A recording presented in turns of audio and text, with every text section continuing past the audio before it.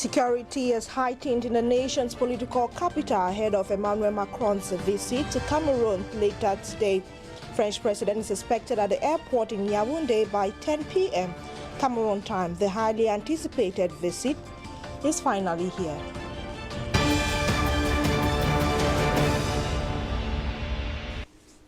Ladies and gentlemen, good evening and welcome to the Monday edition of the 7 p.m. English newscast on DBS television, live from the nation's economic capital, Douala. My name is Gienda Peldrin Blanche King. Like you heard on our lone headlines, Yaoundé is set to receive the president of France, Emmanuel Macron, who is on an invitation into the country, an invitation from the Unity Palace, that is the presidency, the head of Cameroon, Paul Biya, is expected to be in Cameroon from today to the 27th of this month, that is July 2022. French president is expected to land at the Yaoundé Simalène International Airport at 10 p.m. Cameroon time. Ate Bonaventure gives us a picture of the city of Yaoundé today ahead of Macron's visit.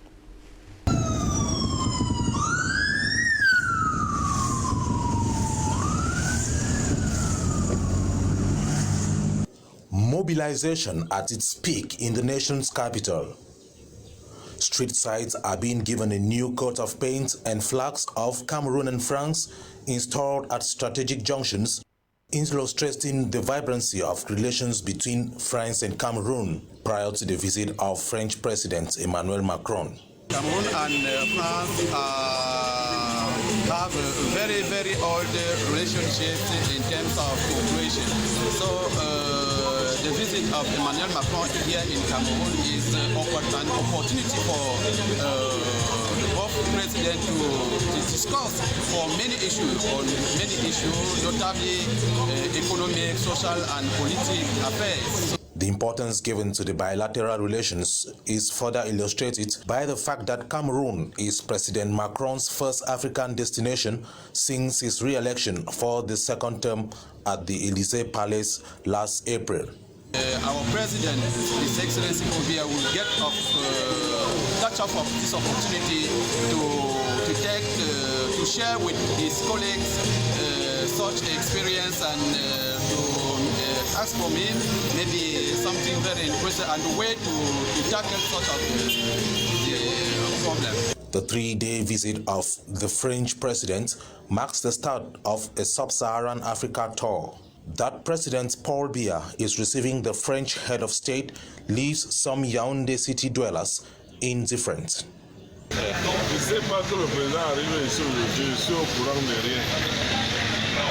So far, all necessary dispositions have been taken to give the visiting head of state an official reception at the Yaoundé Simalène International Airport, marked by a review of troops and the singing of the national anthems of both countries. Cameroonians have been reacting and anticipating since the news of Emmanuel Macron's visit was announced earlier this month. They've been reacting, and according to critics, this visit is not for the benefit of Cameroon, though other administrators and state authorities hold that both nations will be meeting to discuss issues concerning state matters. A collection of Pan-Africanists residing in Douala called Blood for Africa, or Blood of Africa, met with media men and women earlier today to make known their stance concerning the visit of Emmanuel Macron into the country. They insist it is a scheme for France to tighten its grip on Cameroon. Details compiled by Vanessa Shio. Meki Yai Africa, meaning the blood of Africa, a group of Pan-Africanists have made an official statement concerning the visit of French President Emmanuel Macron to Cameroon this July 25th, in particular, and other African countries. Sitting with pressmen and women at the Manidem headquarters in Douala, they questioned the purpose of his visit, stating a state visit has never changed the future of a country. By this, they are contesting France's strategy to tighten its geopolitical and economic grip in the country. Hégémonie néocoloniale française qui se manifeste sur tous les aspects We are contesting French neo-colonial hegemony taking place in every aspect, in politics, economic, monetary, financial and cultural. And there is nothing adhering to the fact that we are obliged to operate according to the ways of France. Export like France will want, import like France will want. So I think that we have edified the journalists to take this train against neo-colonialism of the French people to Africa. For them, the future of the African continent, and specifically Cameroon, must remain in our hands, citing the deteriorating Anglophone crisis as one of the dramatic consequences of the French hegemony. Thus saying, France is the problem and not the solution. They are calling on France through the coming of its president to respond to the fundamental claims of the Cameroonian people for future bilateral relations. In spite of the country's political diversity, economic and legitimate ambitions, the movement, the Blood of Africa, will not leave any room for compromise towards France. While the coming of Emmanuel Macron is official and debates ongoing as to his mission, the visit comes at a time when France is undertaking to renovate its military partnership on the continent to maintain its strategic competition in the face of increasing influence by Turkey, China, and Russia.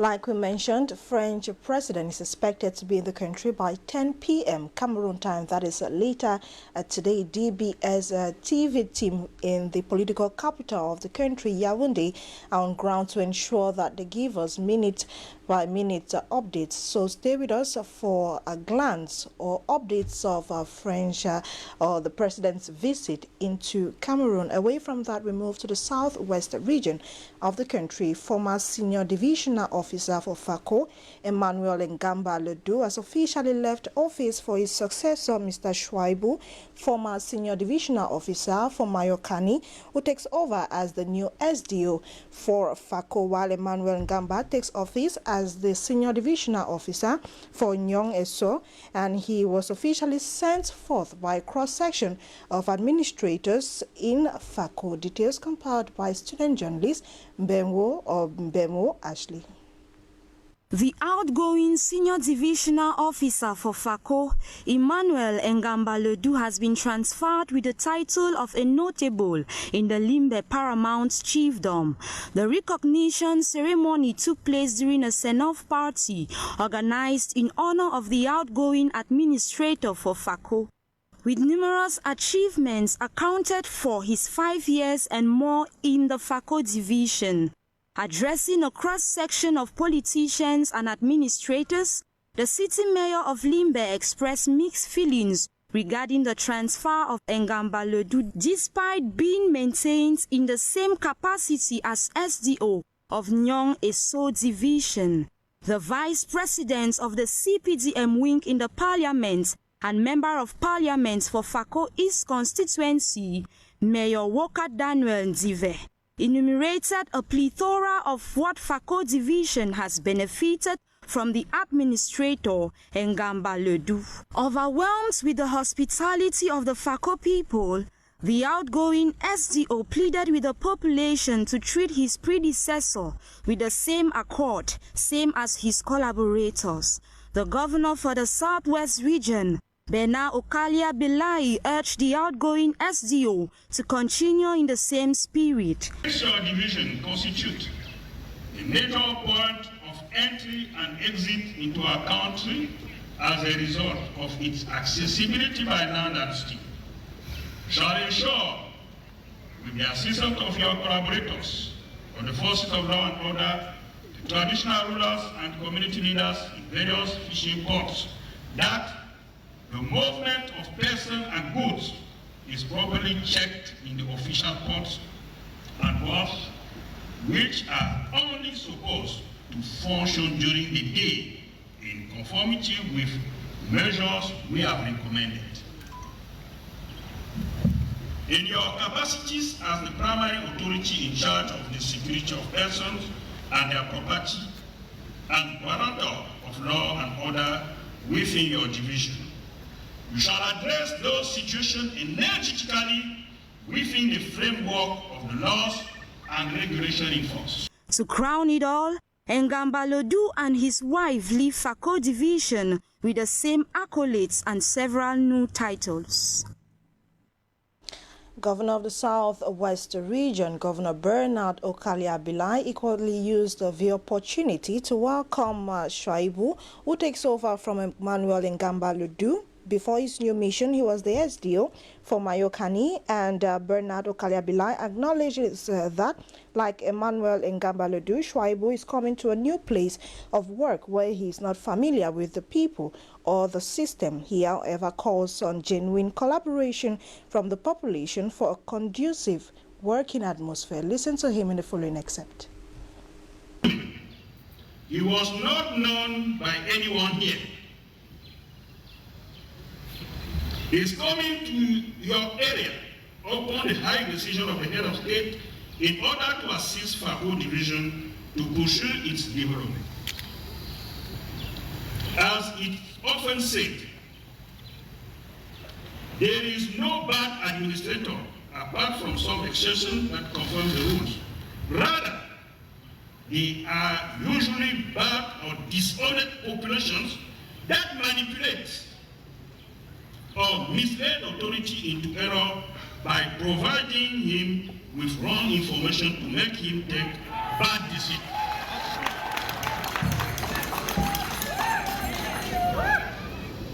And on this specific point, Mr. Senior Divisional Officer, I strongly advise you to be careful because your division is well known as a place where programs of the management of CDC land surrendered by the government for the benefit of the local communities is the source of very complicated situations. Similarly, your division is also well known as an administrative unit where chieftaincy disputes or acceding to traditional thrones baffle all reasons. As regard to those two domains, virtually everyone is ready to mislead you and to make of you, after having attained their objectives, a scapegoat. Away from the South-West region of Cameroon, let's now talk business and innovation in Africa. AB Certification Afrique Sub-Saharan, created with an aim to better the certification process of small local producers in Africa, has created a label Made in Africa to promote quality certification in the continent. It was presented today during a press conference organized earlier. Yarin Douala, Ekokobere Mikaro.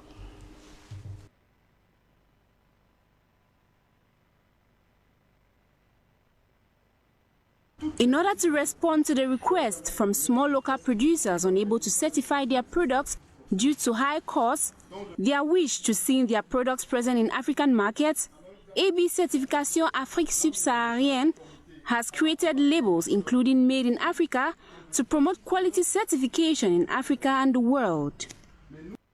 Addressing the press, the General Manager of AB Certification, Jacques Ndebi, made it known that the Made in Africa logo is aimed at promoting the competitiveness of companies producing in Africa by offering them a professional, structured and credible approach for their ability to demonstrate their value in both Africa and the world. Donc on se dit que pour valoriser le Made in Cameroon, it is a legal enterprise in Cameroon. We saw that valorizing Made in Cameroon was strenuous, so the fact that we have been able to obtain the Made in Africa label will open doors for us in all African countries. AB Certification Afrique Sub-Saharienne is an independent certification organ created to provide answers adapted to certification needs in sub-Saharan Africa. Weeks already into the long-term holiday, students, parents and citizens at large in the country are seeking better ways to spend the holidays before effective start of the next academic year. Holiday tournaments have been launched in the city of Marwa. The tournament, titled Bukar Abdul Rahim's Tournament, was launched by the Deputy Divisional Officer for Tokumbere, as Rugiat Buba highlights in the following report. It is within a framework of bringing young holiday makers together that holiday tournaments were launched in the city of Marwa recently. The tournament was Christian Bukar Abdul Rahim's Tournament. The kick-off was given by the representative of the Lamido of Mada in the presence of the Deputy DO of Tokumbere. The opening match opposed the team of Talamada FC to the team Omega FC, which ended in a 0-0 draw. The 8th edition brought together 16 teams from the 6 villages of Tokumbere for a period of 1 month to entertain these young vacationers. The launching of this tournament at the Mada Colcock Stadium saw a strong mobilization of the population of Tokumbere and its surroundings. It also saw the presence of the interior and exterior elites of this district. It should be noted that Abdul Rahim is a director of cabinet of the President of the National Assembly. In church news, Christians of the Pentecost Parish, Newtown Airport in the Archdiocese of Douala here in the littoral region of Cameroon have rounded up this year's edition of Harvest Thanksgiving. Their aim or main target this year was to construct the parish ceremonial hall. Mangevin Ashus reports.